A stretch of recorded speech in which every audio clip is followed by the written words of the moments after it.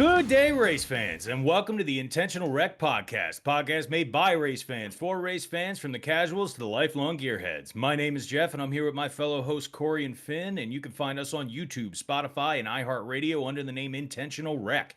You can also find us on Twitter under the handle at intwreckpod. That's at INTWRECKPOD. Also, big shout out to the 4 Laps Down Facebook community. Thanks for having us and hosting us. Pretty good week, boys. Last race was it was good.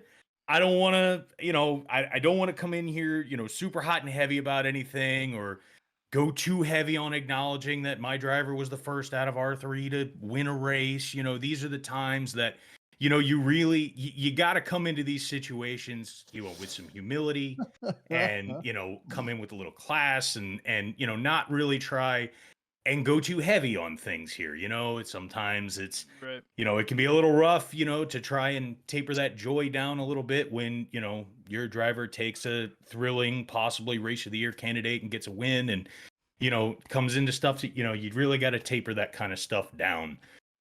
So with that, I'll kind of get y'all's takes. What do y'all think? Yeah, how was your race experience on Sunday? If there's one thing that personifies Jeff in a phrase, it's toned down during Denny wins. I remember not only the Richmond race where he's chasing him down and you're slapping the seat, but also when I left your house for the 600 and I call Corey and all I hear is you screaming in the background at the end of that race. So you said race of the year, and I think so. I think easily Kansas is the only race this year that would top the Auto Club. And it had everything out the gate, right? As soon as the green flag dropped, it just seemed like these boys were ready to go. Larson, Reddick, everybody up front. Chastain, I believe, may have been up there. Everybody was just ripping the top out the gate, trying to get out front. Hell, Larson spun within like the first 5 laps. Willie B got his car sideways with nobody behind him, and then Larson spins off the nose of the 45. It was very nostalgic of a race, and even though me and Corey's drivers didn't really even show up, I had a really good time watching it. Corey, your driver definitely didn't show up. Well, yeah.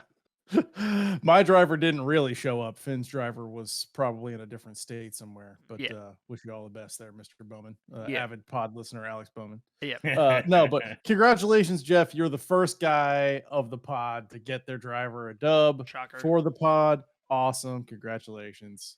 Nobody saw that coming. With that being the case, by the way, I do appreciate just the acknowledgement on that, because I realized me throwing out the race of the year stuff while also it having been my driver winning, I appreciate y'all lending credibility to that, because I wasn't the only one saying it. Your take on the race is also spot on. It was the most fun to watch race that we got this year, for sure. Mm-hmm. And like Finn said, it had a little bit of everything. Anytime, to me, quality drivers are getting loose on their own, right, then it's going to be a good race. Like if they're getting loose just with nobody around, that's how you know that they're right on the edge and they're sending it. And that's, it's a super fun track. The guys all look like they're having a blast. Right. It's competitive. Unless you're driving a Ford, then it's not really competitive. If you're driving the 14, you forgot the motor back at the shop. Let's remember that next time, boys. But yeah, it was a fantastic race. Dude, your homerism, Jeff, does not come into that at all. It's, I love to see both of y'all's guys get a win, because I want to wish on you what I wish on me, right? I want that karma to come back to me. Have you seen a Bowman win? I don't think you've seen a Bowman win. I haven't. I have not. Since I started watching, I have not seen a Briscoe win or a Bowman win. So we're in the same boat there. But no, this race had everything you could possibly want. Again, from start to finish, guys are trying to figure out their cars, trying to figure out their setups. Larson with the early spin added an extra factor where I threw him up on the side screen and watched Larson go from 36th to 13th before the end of the stage. And when I say he was doing everything, he'd hit a car and he'd go up on the wall and wall ride, and then he'd go low and downshift at Kansas, downshifting at Kansas to hold the low line, get grip, Then I'd see situations where he knew he'd have to, the guy he was passing was really quick on the high lane. So he'd throw it in low, wouldn't downshift, let the car plow and kind of slide job up in front of him. It was like watching like as he was approaching and then tracking, and then of course hitting his normal line and just tracking the car down and then choosing one of three options to pass. There's a point where Josh Balicki's on the outside and Harvick's on the inside, and he pulls up behind, right up on Balicki's bumper. Harvick slides down just a hair, and then Larson shoots the gap. I mean, again, I know Corey's not the biggest Kyle Larson fan, but like knowing that you could be watching this race in the front and watch Denny and Truex fight it out. Bubba found his way up the front. I mean, all the Toyotas at one point were the entire top 7 of this track, if I'm not mistaken. There were 6. I think there were 6 of the top 7. 6 of the top 7. Maybe there was maybe there was Yep. a Toyota or a Chevy up there. Wasn't Larson until near the end. But no, seeing the guys on different runs, fine speed. Truex was very fast, which I was very interested to see how he responded again after getting the Dover win. So that was huge. We got an Eric Jones spin. That's when you know it's a NASCAR race, when Eric Jones is sideways. No, we got two Eric Jones spins. 2. And then once we saw and just like we said last week on the pod, right?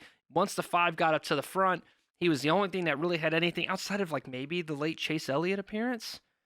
So Chastain was okay. Chastain was okay. I mean, if he's fighting, okay. if him and Noah Gragson are fighting with each other after the race and on the track, then that means Ross Chastain's not having a good day, or Noah Gragson's having a career day. Either way. So I guess we'll start with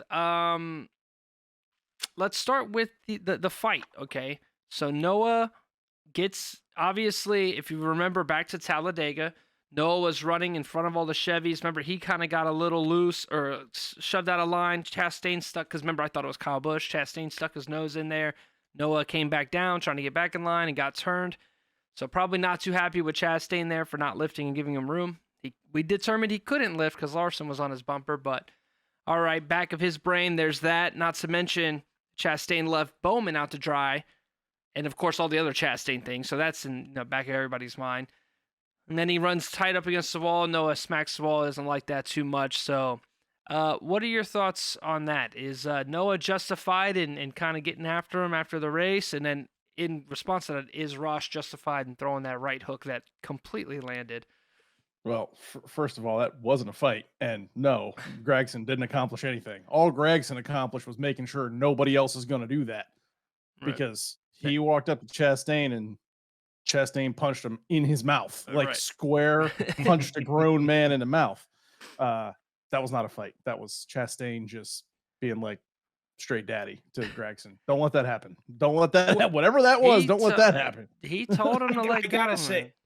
I gotta say, here's the thing. Out of the 3 of us, right? If there's any of us that have or would be willing to have some feelings about the Ross Chastain effect or him as a driver, let me be the first to say that I gotta say I have a certain level of respect for the fact that for all of his antics and for all of the shit that has happened with him, or that he is responsible for, not responsible for, been a part of, all of the shenanigans that are Chastain-like, if there's anything that the guy has shown at this point, it's that he does not back down from being who he is. No. And he does not back down from doing what he's like. At any point, you almost, like, especially through last year, you kind of felt like you're like, well,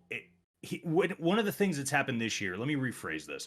One of the things that's happening this year that's different from last year is that he seems to just be embracing it and just owning on it. It felt a lot like last year, and I think this was one of the really frustrating things for a lot of fans watching this happen, was it felt like almost every time he did something last year or was involved in something last year, he got up in front of a camera and kind of did this all golly shucks routine that he was, like, I don't know what happened. I guess I just, I just got into the back of 3 cars in this race, or did something like that.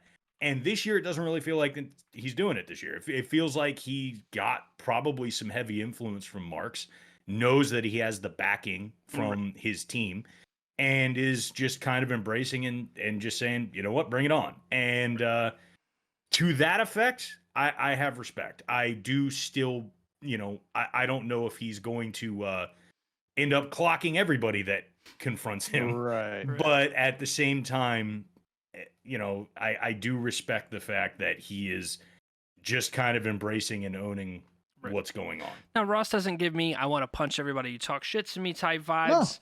Right. But Noah grabbed him, and Yep. don't grab grown men unless you're ready to go. That's how I feel. I never condone It's fighting but- violence. and I that's think it's all the thing. Like, stupid, but don't I grab. feel like neither of them did anything wrong, really. Yeah. Like, Right. I mean, I don't think I mean, let's be honest. What Gregson did, Chastain probably had coming, right? By Yeah. the old rules of NASCAR. Like, Right, I don't yeah, really so- think anybody did anything wrong, but the visual was not real good for Gregson going up Right. there and just gets rocked in the Right. mouth. Right. So we're on agreement there.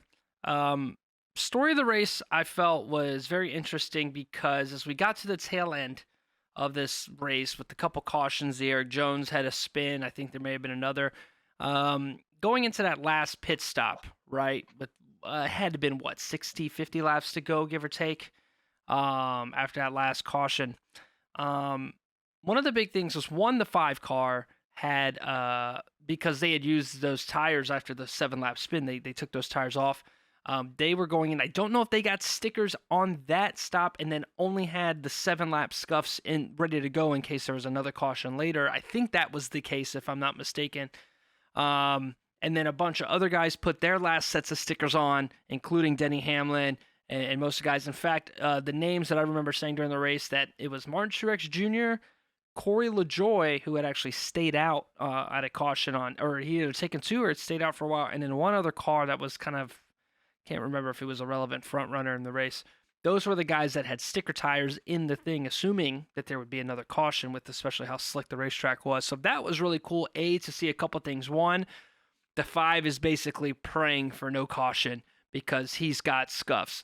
Truex actually at that caution, who was, I would argue, one of the, if not the fastest car on the track, one of the fastest car, he put 10-lap scuffs on at that anticipating that you just stay alive, and then there's going to be another caution, be the only car with sticker tires in the top 10, and you're going to blow past everybody. That was a cool strategy. It didn't work out for him, but it was an interesting strategy call, which they can make now that they won Dover. Not something that team, like we're going to see the night team now be really aggressive because they're trying to test things out and get ready for playoffs and get wins instead of feeling desperate. There's a difference between, let's do it because if the caution comes out, we can do it, instead of trying to play the safe game and try to keep up. Larson's out there winging it. Then he gets super loose. And then here comes the 11 running him down. That brought me, like you said, right back to last year. Chase Briscoe running down Larson at the 600. Even Kurt Busch running down Larson last year, I believe, at that track. Kyle Busch at Auto Club running him down. This took me right back to the mid 2000s, man, watching Denny just wheel and deal, find different lines, find different lanes, get up to him. Larson is the looser car, a hair slower, but he's got the preferred line and he's just slinging it, man. Cars sideways on the corner. I'll hear from you first, Corey. Do you feel that Denny's push was egregious by any means, or you were fine with it? 0%. You're no 0%. Yeah. And like, dude, honestly, I don't know if you guys can tell this. I'm softening up a little bit on my Larson hate. He still annoys me, but this is one of those. This is just racing, dude. Like, that was just 2 guys at the peak of their craft doing their thing. And here's the trick. You mentioned the playoffs. Denny needed that win. He did. Right? Larson did not need that win in the same way. So that what we saw, in my opinion, was a reflection of what the rules dictate, right? Because Denny needs that win to get in, because we're 12 races into the season and have had 9 winners. Right. So like, the playoff spots are decreasing rapidly. So it's time for these guys. And Denny was on that list of drivers that we said a couple weeks ago, like, how bad did these guys need it? I think Truex was on there too. So yep, he was. In fact, I don't blame it. Like, this was just, and I think there's been some camera shots and whatever that showed that Larson may have gotten into the wall first. He did. But like, either way, Right. Either way, if he did or he didn't, that was clean. As clean as you could hope for on the last lap of a race for a guy like Denny needing a playoff. Denny's just trying to get the nose up under the car, push some air in there, make him uncomfortable. He's already got a bad handling car. He's already caught him on the last lap. It didn't feel egregious by any means. Maybe I don't think Denny intended the contact. I think what happened is whatever it was, be it him hitting the wall or be it Kyle gave a little wiggle and it just happened to catch Denny's front bumper because they're that close. That's racing. But I think your point about the needing a win, as far as I know, Kyle and Denny are extremely good friends. And in fact, the first race-related joke that Kyle ever made was in his hauler playing PGA Tour during a rain delay with Denny Hamlin anyways, because somebody said something. He said, well, are you saying that because I'm Asian? It wasn't like a slur joke, but I just remember that video, and that was the first time I saw like Denny and Kyle hanging off the track gaming. So I know they're good friends, so I know there was nothing malicious between the two. What do you think, Jeff? Yeah, Jeff. Is he a hack? Did he just move a Hendrick car because he can't pass him? Absolutely. That was totally it. Just, yeah. I'm relinquishing it, throwing this hat out. I'm getting rid of all of it. I can't stand this dirty racing. No. That's just mile and a half racing, baby. Yeah. Well, so, I mean, yes, that's racing would be one of the primary ways to go about it. But I think one of the other things to take into account, at least from my perspective, having some stake in the competition between the two, is that I wouldn't have expected Kyle Larson to do any different. Right. If the roles were reversed and it was a different situation, and Denny was the one who was out front, getting up close to the wall, trying to keep himself from getting loose or brushing through and on and off tires, and all of the scenarios were completely reversed, I would have been sitting there, just clenching the entire time, because in my mind at that point, he's gonna pass him. Mm-hmm. Now, even if contact happens, they're still racing, it's still happening, stuff's still going. Like, there's nothing about that made me believe that Denny was doing anything that he would have expected Kyle not to do, or vice versa. And I have a feeling, we'd have to get Larson's take on it, but I can't imagine that Larson doesn't feel any different from that he wouldn't have expected anything less from that situation, and he wouldn't have done anything different. Right. So we've watched these two battle for a win before at Darlington. Was it last year or 2021 when Larson tried to do his own Hail Melon? Oh, that was Darlington 2 years ago. That's what it was. 2 years ago. Yeah, we've watched them do this before. We've watched them battle. Right. Yeah. Right. No, it was sick. And man, I train of thought lost. Corey, you're going to say something. I'll remember it. Yeah. I mean, so you blew mine. You blew my train of thought as well. Kick it to me. I was waiting for you to say something. Yeah, it was. This is quality podcast content. Totally lost my train. That's how talking. It's fine. No, it was just. It was really good, Kyle Larson. I mean, just it was just really impressive to watch him hang on to such a loose race car. All right, you got it. Your thought. Go ahead. And go. I got it. I know what I was gonna say. So if any driver did exactly what Denny did, right? What, to my eyes, that was a skillful move. Right? It wasn't he just ran him over, right? It wasn't I didn't check up when there was a wreck going on. It wasn't something like that. It was I'm Denny Hamlin. I've been watching guys kind of right rear the wall and straighten it out all day long, and I'm just going to get right on him and just put the rear end into the wall, and he's going to straighten right back out and be fine. He didn't put him in danger. Right. He didn't do anything like that. It wasn't egregious. He just kind of slowed him down. And I thought if I would love to see Briscoe do a move like that. Or if you saw, there's guys who have no reputation of dirty driving. If Chris Bell did that, I'd be like, damn, that was a sick move. Right. Like, that was sick. It was really impressive piece of driving from Denny, I thought. Right. Now, Denny knew he was quicker off 3 and 4, right? And we saw that all through, or off of 4, right? We saw that all through that last run. That's where he was really, really catching Larson. But the issue was he'd catch him off 4, get down into it, and then dive it low into 1, trying to make it stick. And then Larson, though loose, was able to keep that momentum off the corner. I really liked going into that final turn. Instead of trying to dive low and end up side by side, he went in right on the bumper. Was right, maybe just a lane lower instead of on the very bottom. That's now done a lot of things. A, it's changed the air dynamic. 2, off of the exit, Kyle doesn't have the room because Denny's low to wiggle and make things work, and that's what ended up happening. So it was a very, I would say what we got to see was like master at work type stuff. Not panicking. Agreed. Like with you mentioned Briscoe. We've seen Briscoe do that style, and that's why I'm so high on Chase Briscoe, is because I'm like, that's there. Now what you need is A motor. the wisdom to finish it off. You've caught them. You're quicker. You're better right now. Where's the move to finish them off? And now that this package, How do you close? Right. How do you close it off? That's what made Harvick so good. That's what made Jimmy Johnson so good. It's just every lap, it just got a little bit bigger in your mirror, and then they were there. And when they were there were no guessing.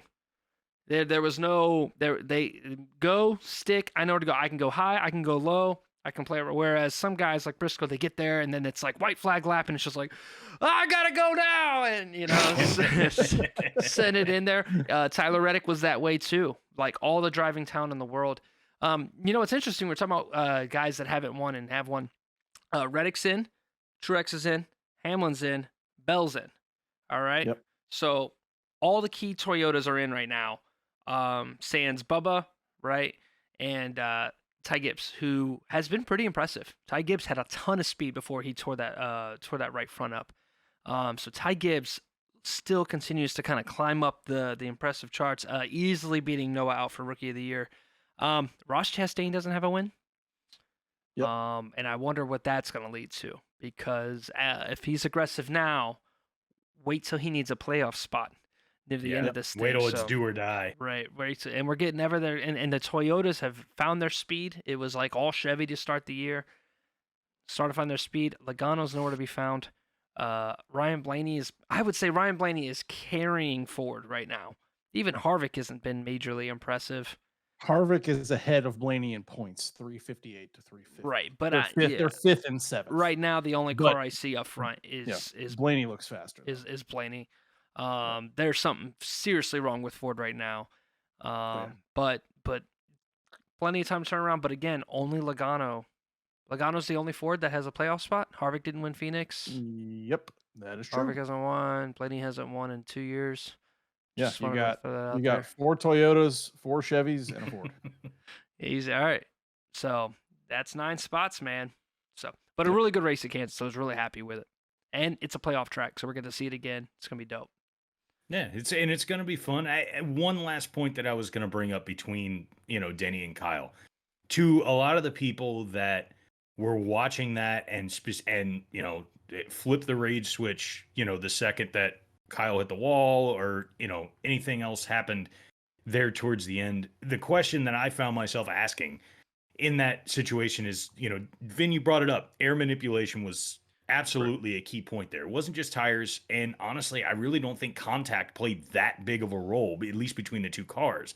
Right. So the question that I have or constantly ask myself in a situation like that is, a trailing car in that situation not entitled to their own airflow, not entitled to their own ability to, make changes? Because it could end up just as disastrous, right, for the guy that's behind somebody who ends up changing that aerodynamic scenario, and the person in front of them turns the other way, takes them both out of the race. Right. So in that certain situation, that's one of the things I'm always asking myself. It's like, well, if the air is manipulated right there, is the driver that's in the back or the front, are they not both entitled to attempting to find whatever aerodynamic situation works best for them? Yeah, I mean that's what side drafting is, air manipulation per se, right? It's all there. But yeah, he just wanted to get up there and make it handle a little different, right? He's got exit of 2 kind of figured out, mad loose. Okay, here's a little bit more.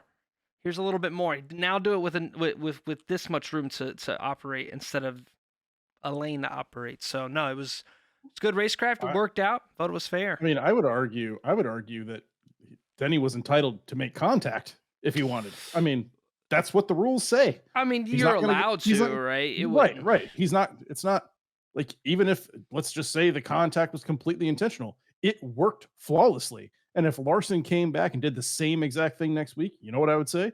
Good move. It worked flawlessly. It was not outside of the rules. It just kind of looked weird because he righted right into the wall. But I mean, the car still finished one second. of the things I like better about NASCAR than F1 is like they're allowed to do that. Like they can bump into each other if it provides them a competitive advantage. Don't hurt anybody. Don't right rear somebody and put them into the wall 180 miles an hour on purpose. That's not what happened. he's entitled to the airflow. Absolutely. I would say, shit, I'd take it a step further and be like, Denny, do that shit every time. And I'll never call you a dirty driver. Right. That was pretty soft contact, if anything. Right. Yeah, I think it was the air that played the biggest factor in what actually air and tires, but either way. So with that, Finn got the fantasy win this week. So Finn gets to take a trip into victory lane. So we will give him the floor for him to take whatever rant he would like, as Corey and I have both had our opportunities. So now it's Finn's turn. So what do you got for us? I have been saving up a good amount of my usage of Larson and Byron throughout fantasy so far, and this felt like a clear week to throw the 5-car in there, and then a ton of Toyotas, and I didn't even have to throw Willie B in there, despite Willie B recovering from 2 laps down and finishing 3rd. He was my garage driver, but Tyler Reddick, Hamlin, Truex, Bubba, what they all got in common? We knew that the Toyotas were going to dominate. And as a result, they allowed me to dominate, and now I get to talk about this nonsense rant you gave about super speedway racing.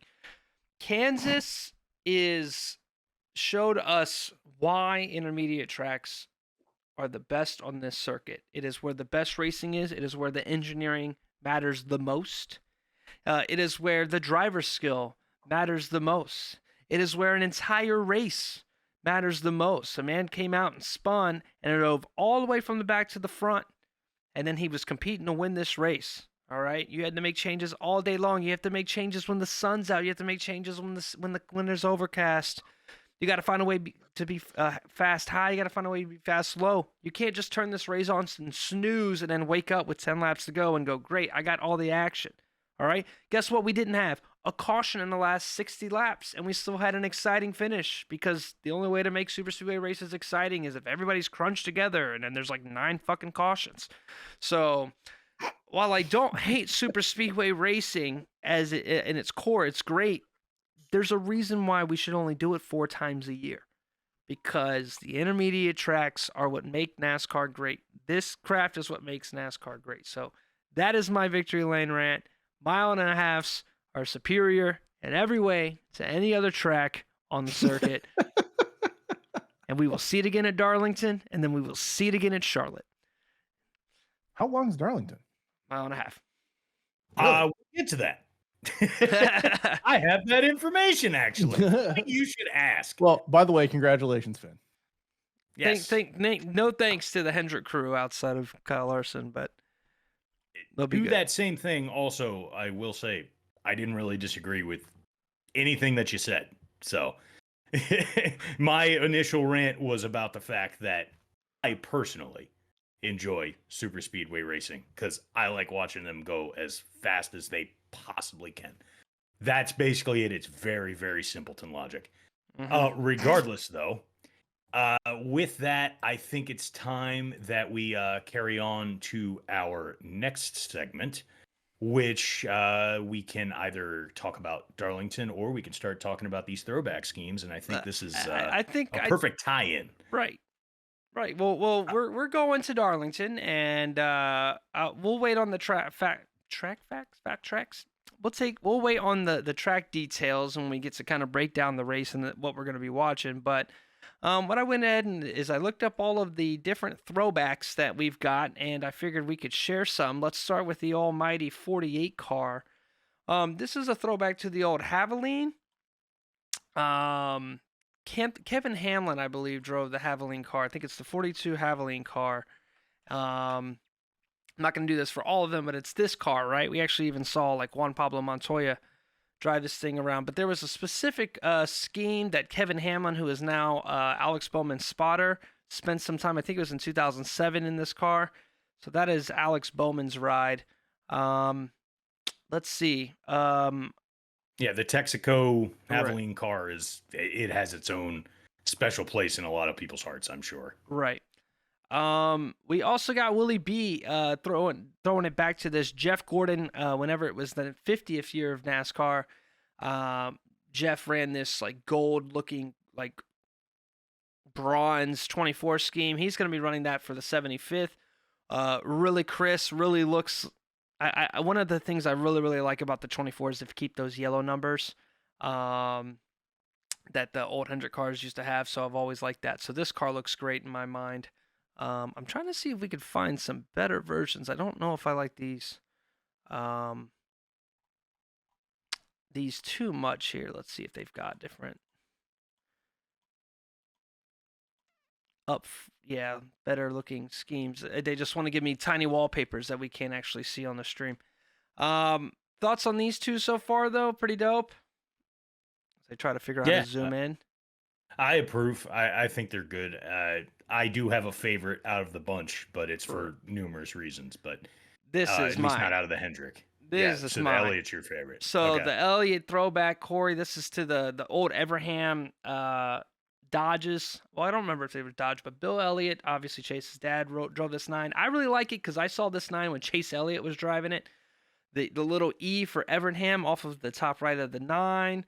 It was always a unique number system. You saw that on the 9 and the 19. It was a simple scheme. It was just red and black. You don't need to do too much.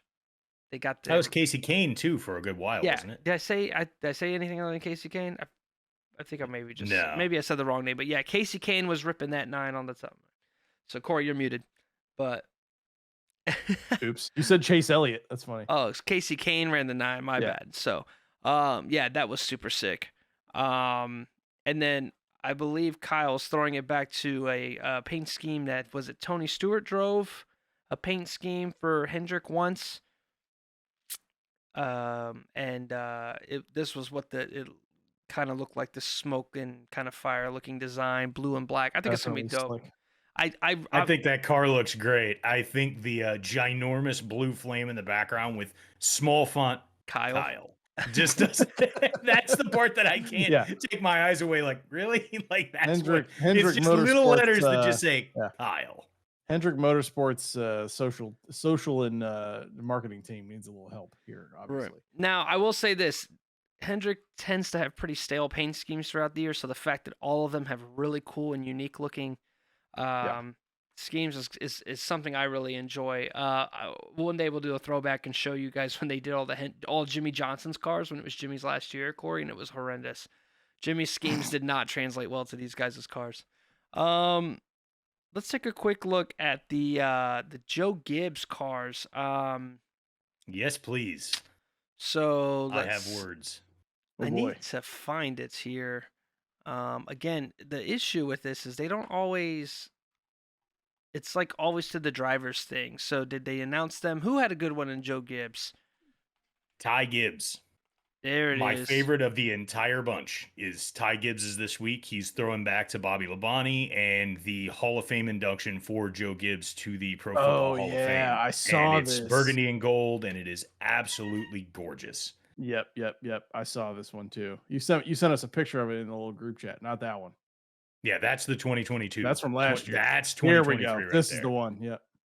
Yeah. He's the original Labonte scheme was awesome. We had the Pro Football Hall of Fame logo in the front with the racing stripe down the middle. It reminds you of, the football helmet. It's just it's clean. It hits the colors right. It's not, just outlandish to a point where you find it aesthetically unpleasing. It is spot on. It's my favorite of the bunch thus far. Yeah. And the Commander's colors make it look absolutely look pretty dope as well. Sure. I don't know if do we have any word on if the 11 or 19 have announced their schemes? So far I haven't seen. I know Cobb, which isn't a part of this anymore, doesn't look like they've announced any of their schemes. The 11 hasn't done much, and so this is kind of a gripe that I have, but I know that there's nothing that can really be done about it. For me, what I would love to see for the 11, it wouldn't happen because FedEx is moving away and consolidating their style to kind of be a more unified platform. But what I used to love, my favorite 11 paint schemes were when FedEx used to split everything to the ground, air, and freight, and they used to put out a car for each one of those. So the 11 would be green. The 11 would have a green outline for one of the three, or it would have orange, or would do a different color, and they would shift it around a little bit, all around a black finish, which I thought was a lot of fun. I always liked those schemes. I mean, the scheme from Denny's first Daytona win. Fantastic. That's one of my favorite schemes he's ever run. Right. And those were just, I don't know, there's a nostalgia factor to those that I absolutely love. I mean, not that I don't really enjoy, and even more so now, like the white and purple scheme, and it felt so much better to see that back on the track other than some of the sport clips and Sport the clips is so Shingrix. whack, dude. Yeah, those schemes were It's just not my not my when I favorite. see Yeah. Denny out there in the sport clips, I'm like, he ain't winning this race. I don't know why I feel that way, but that's how I feel. It's not the same. There's no way. Denny in the purple and white is definitely goated. A little kickback to Matt Kenseth. And Matt Kenseth was added, the second to last driver added to NASCAR's 75 greatest drivers in NASCAR history today. So here's a throwback to the champ. For those who don't know, Matt Kenseth drove the 17 for Roush. Back when it was Kurt Busch, Carl Edwards, Greg Biffle, Matt Kenseth. That's what he drove the 17 in.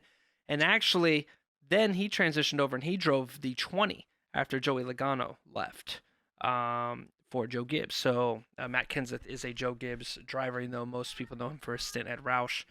I will say, quick note, just throwing it in there, I think Gibbs Kenseth was better than Roush Kenseth. I don't disagree. I went back and I've been watching some at work here and there, watched some of the old races of that era when Carl Edwards came to the 19. And dude, when I tell you those two are up front all the time, yep. Holy, like because I was in the Navy, I wasn't watching as much NASCAR at that time.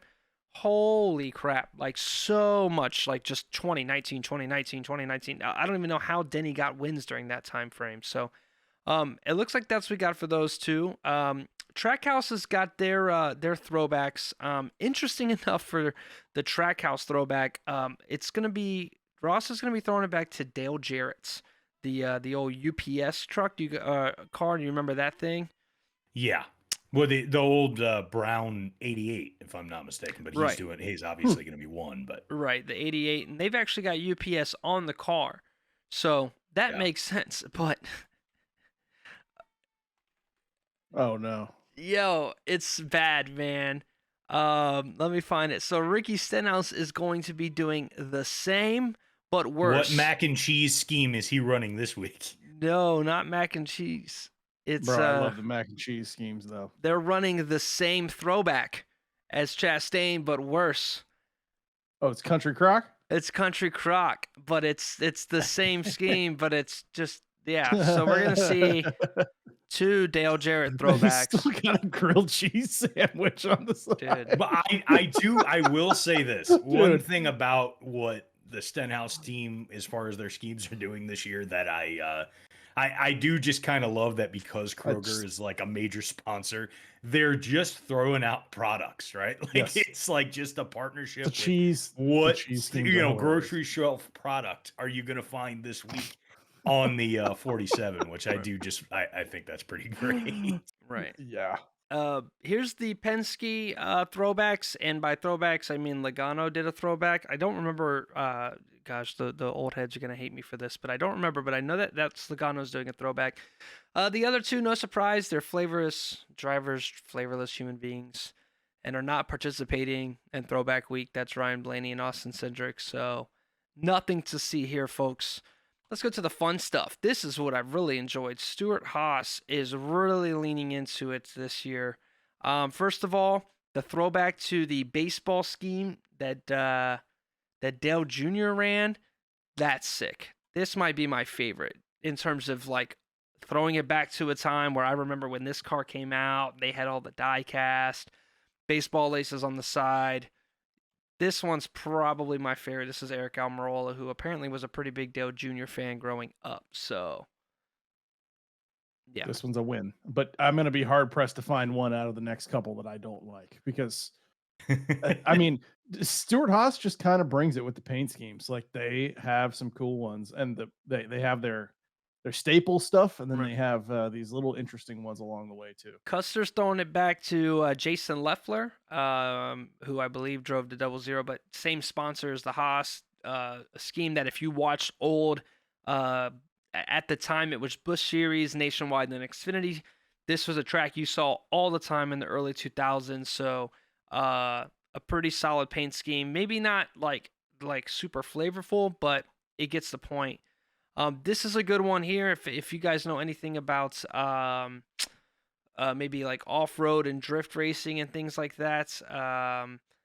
Let me see it's here. the Ken Block tribute. Ken Block tribute scheme with it's the pretty monster. sick. That's super stick from Riley Herbst. Yeah. Here's a It throw. reminds me of a monster truck, honestly. Like, Yeah. no pun intended there. I thought this was a Jeff Gordon throwback. Not gonna lie, I'm pretty sure somewhere along the lines Jeff had, maybe it was like a silver car with flames, but this is Chase is gonna be doing a Tony Stewart throwback to, I guess, a car he ran once. So we're gonna see some flames. When you put the flames on the all white 14, you might as well just take my money now, because that die cast is getting ordered as soon as the race is over. There's nothing I can do about that one. The Sunny D scheme here. That's so this Love is the Sunny D with the bush light right there in the background. so small history lesson here for you. During this early 2000s phase of NASCAR, right? Maybe a hair, maybe late 90s, but early 2000s and stuff like that. Two drivers owned the Xfinity Series. Kyle Busch was one of them. Kevin Harvick was the other. And Kevin Harvick would always run this Reese's scheme. I remember that. You remember that scheme? Just a bright orange car, Reese's, and then Kyle Busch ran the 5 car, the Lowe's Chevrolet. But those guys dominated, and Kevin was set before obviously the tragic death of Dale Sr. Kevin was set to come up and drive the 30 for Richard Childress Racing in the AOL car, and it was going to be using this scheme, not as, I think it was more like yellow and blue. So this isn't a true throwback in that there's an old car that he used to throw like this. They kind of kept the colors of Sunny Delight, it looks like, but the way that the yellow is accented, that was yellow, and then I think where all the oranges, that was going to be like blue or white. And it was going to be an AOL sponsorship, if you guys remember what AOL was. I know don't. We remember How what are you AOL taking shots was. at us, Do you remember what AOL was? No. Because we had viewers. AOL as a kid. Just to be clear, we're talking to viewers. So don't lie. Dial-up was when you were in college. So So he was set to come up, but he never got to drive that car because Dale Sr. died. He gets called to drive into the 3, which they renumbered to the 29, and then off goes his sponsorship. So pretty cool stuff there. And I don't know what Ryan Preece is throwing it back to, but it's a pretty simple scheme with the blue top, but I think it's an old school throwback. So I thought that was cool. It's very plain. Very plain. Very Ryan Preece-y. Nothing to see here. Very understated. And then, of course, there's more out there, but one of my favorite ones is a recent announcement. Ryan Newman's going to be coming back and racing for in some of the Rick Ware races, obviously, everything that happened with Cody Ware. And they're going to be throwing it back to the old Rocket Newman 12 Mobil 1 Ford that used to set track records every other week in qualifying. I really like that Jacob Industries, or Jacob, I can't remember, I know their contracting company, decided to go ahead with the old Mobil 1 look.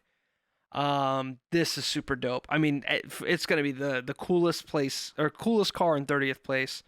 And if you think for 1 second Ross Chastain's going to be the hardest person to pass this week, I got another thing coming for you. Ryan Newman, Corey, are you familiar with this guy at all? I mean, I'm sure you've heard his name. I have no file on Ryan. I've heard the name. I have no file on Ryan. So, I believe Ryan Newman beat Jimmy Johnson out for Rookie of the Year in 2002.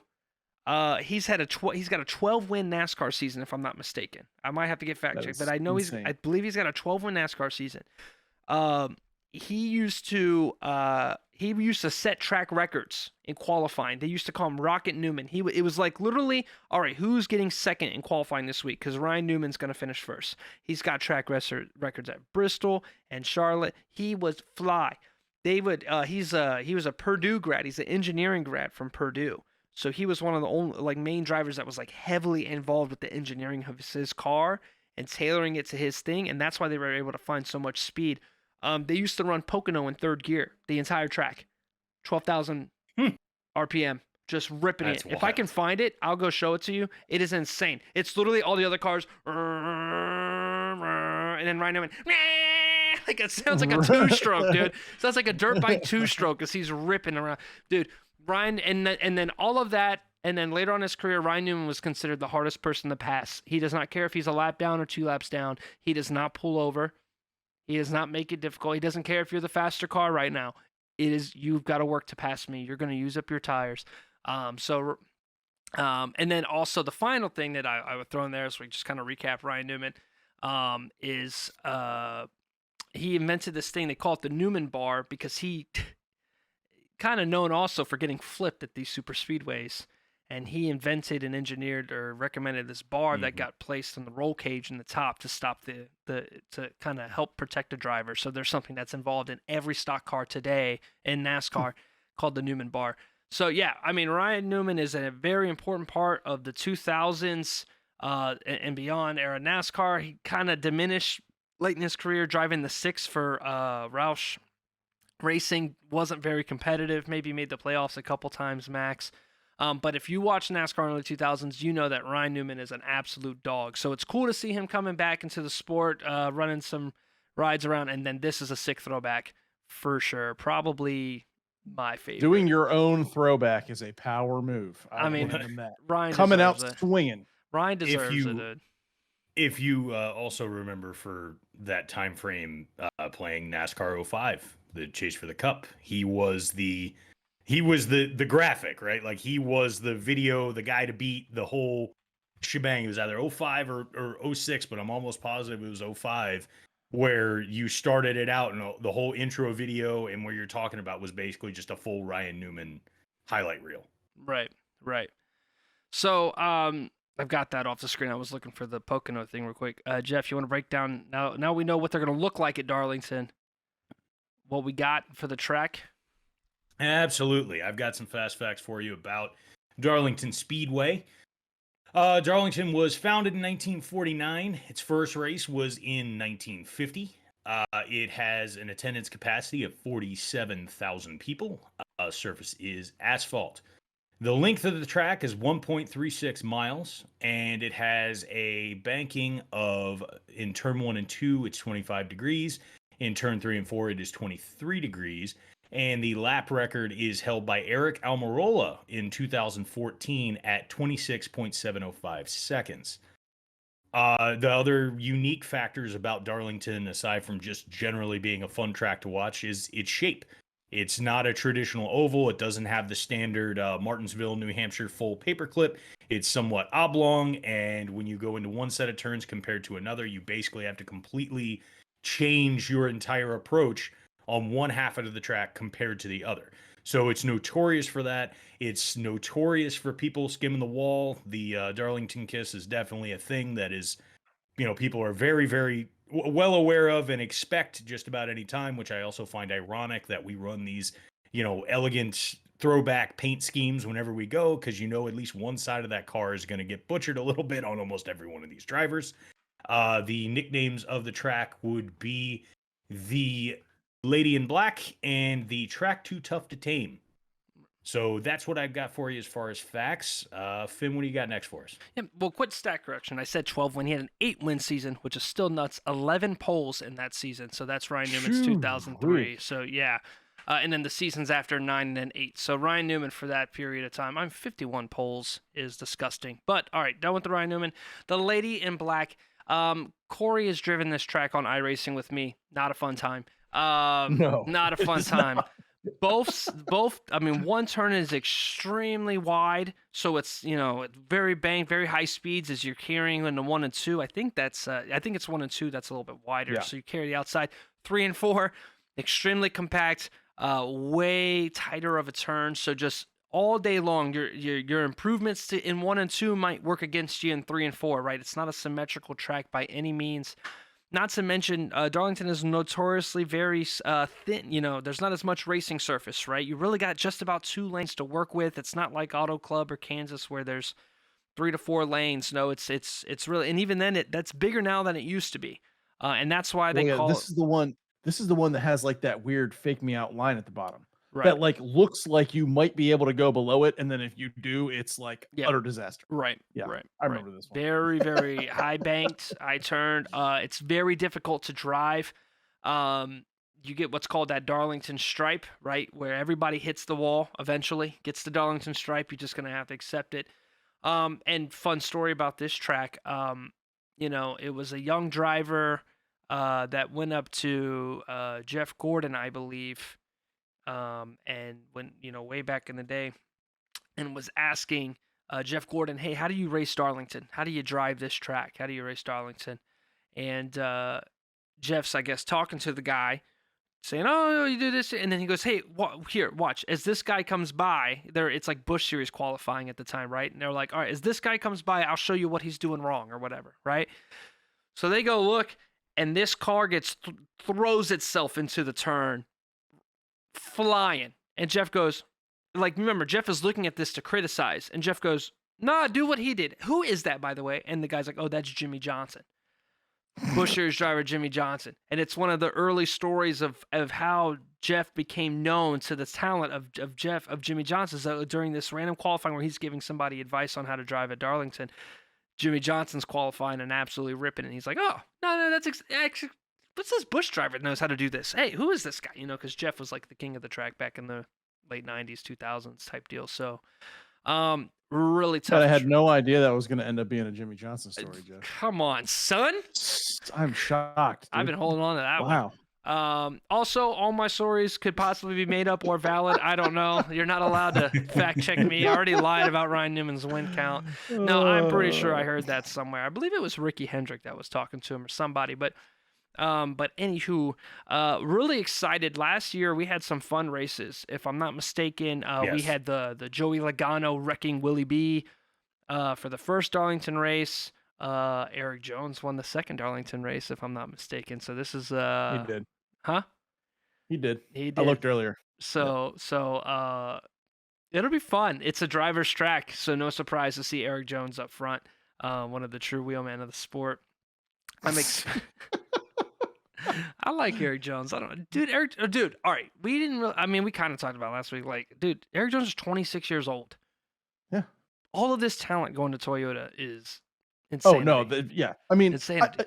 Jones is another one of those guys where it's like, okay, I can see where he's talented, but it's like he just comes off as a dope. And then like you see him spinning, like anytime that the camera cuts away and it's like, oh, we got a spinner. It's like it's either Briscoe or freaking Stenhouse or Eric Jones. Like it's one of those three. Oh, Harrison Burton. Or Harrison Burton. Your weekly Harrison Burton spin. So it's like, that's my take on Eric Jones. He's fast, but he spins a lot. Josh, a staple of the NASCAR broadcast. Josh always says a party doesn't start until somebody shit themselves, and a NASCAR race doesn't start until Harrison Burton sideways.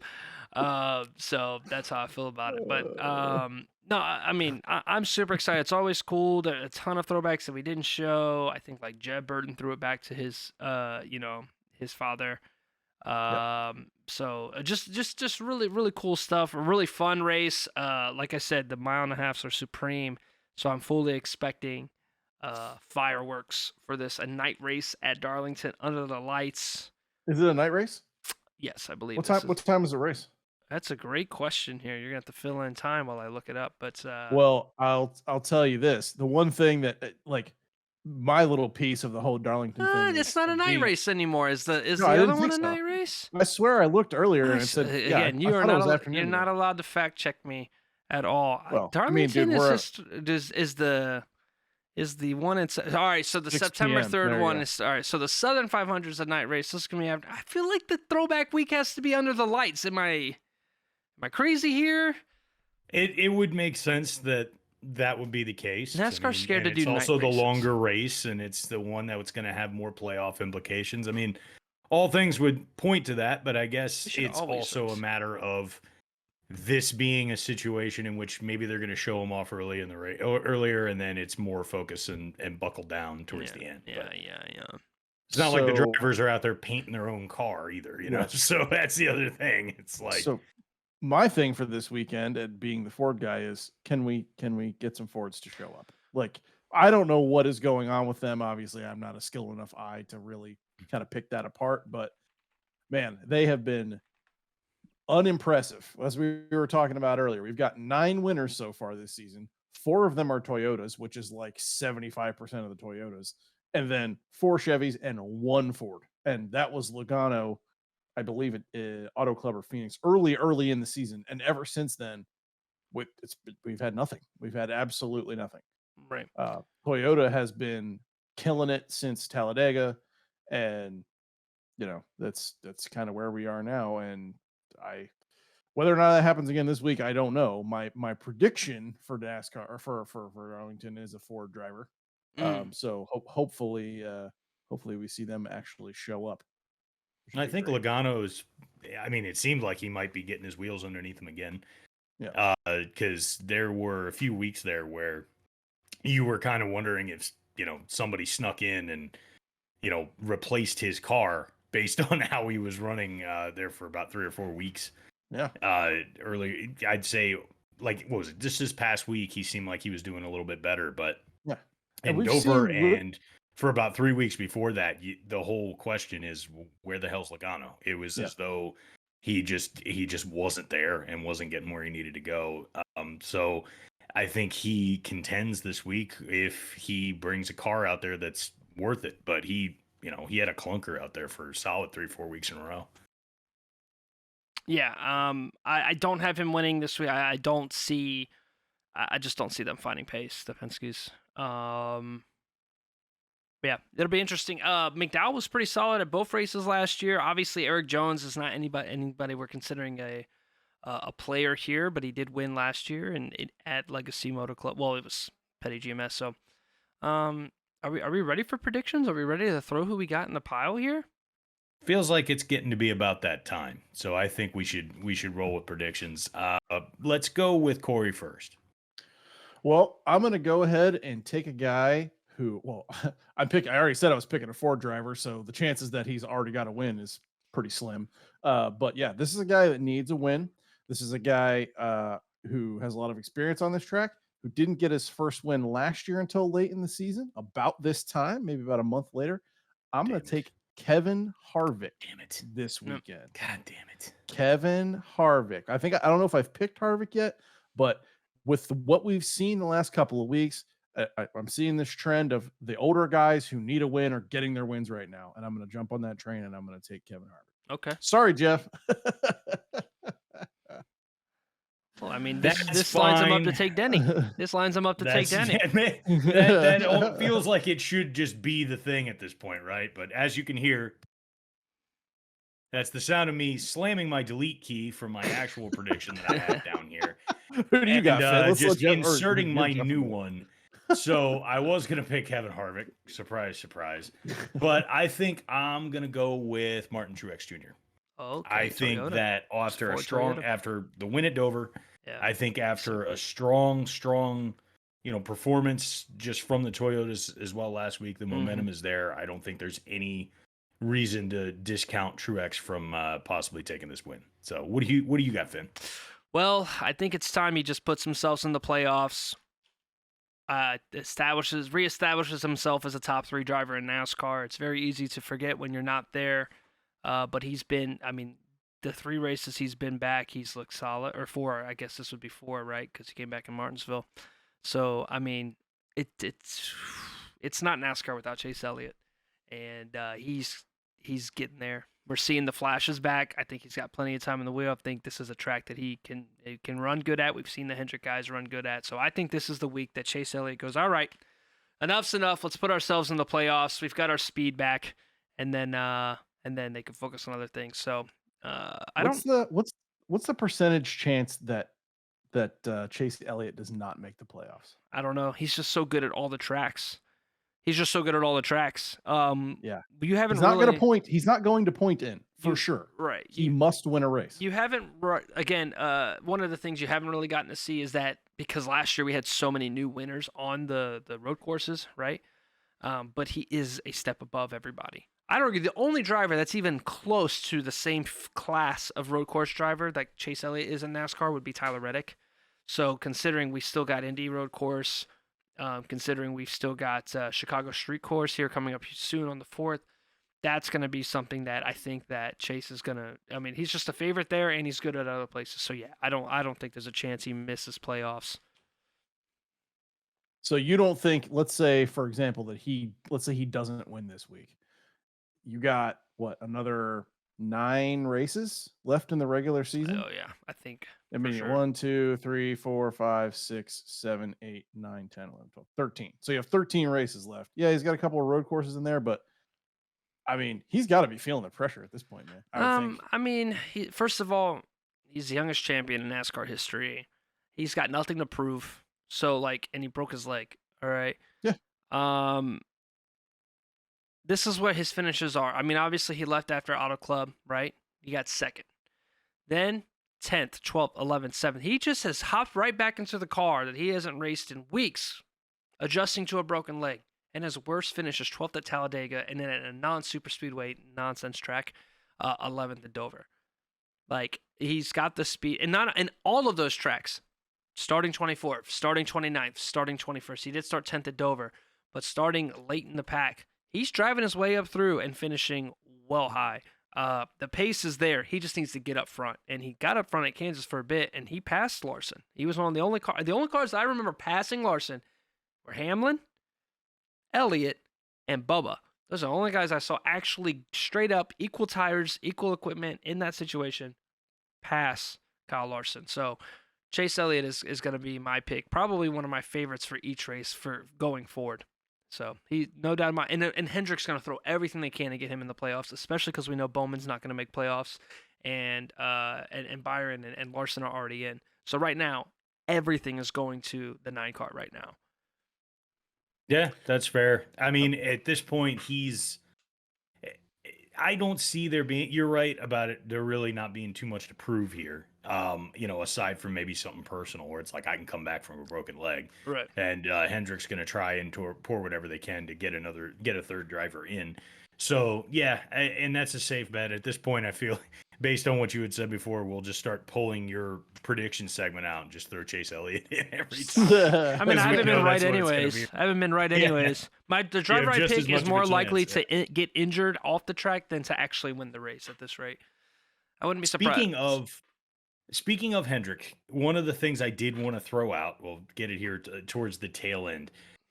I got to say, this week, and this is an addendum to the things that I've said multiple times over multiple weeks for this podcast, William Byron did a hell of a job this past week of actually making his way through the pack, getting spun, coming back, getting through, finding ways to actually pass and do something more than just run out in front.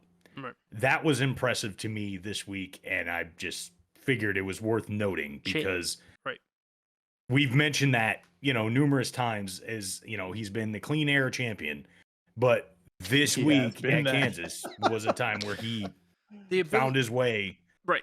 The championship is going to be won based off of getting through all the rounds because you're able to take a shit day, make it a decent day, and he made a shit day, finished top 3. 2 laps down at a mile and a half, you're asking for a lot to wiggle back from that. So yeah, you're right. This was a championship caliber day from the 24 team, despite not winning, because they did all the right things, had the short run speed, and were able to kind of throw tires on it and make it work at the end of the race. And Willie B did a great job. So for sure. Yeah. This is my way of we're just making sure that anybody that was listening at the beginning of the show and maybe tried to turn us off will find out if they actually got to the end. Who did Jeff give credit to? Find out now. Yeah, exactly. Like who did Jeff insert and shoehorn credit to at the very end of the podcast? There's a pop quiz coming after the episode. Yeah. That's perfectly fine. But I think with that, it's about time to close it out. I think we've covered just about everything that we need to cover going into this week. It should be a fun race at Darlington. It typically is. So everybody, make sure you check us out on YouTube, Spotify, and iHeartRadio under the name Intentional Wreck. Mm-hmm. Please like, subscribe, and share, and tell all your friends. You can also find us on Twitter at intwreckpod. That's at INTWRECKPOD. Find us, follow us, like, share, subscribe, and talk racing with us whenever you can, and we'll get back to you. You can take what you want from me.